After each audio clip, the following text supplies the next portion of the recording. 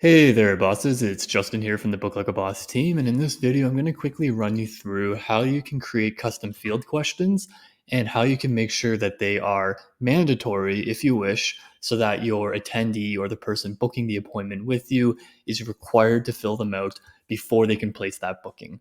So if you go ahead and take a look here, we're inside of the appointment settings. If you come up here and you click on these three horizontal lines, this icon up here in the top, that'll take you to the custom field section. You can see I've already got a custom field, or sorry, custom question here.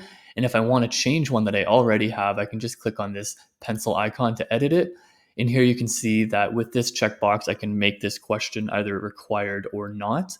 Or of course, if I'm adding in a new question, coming in here, clicking on add, and then same thing again, as I'm creating the question, I can choose whether or not this will be a required question that they need to complete before placing the booking.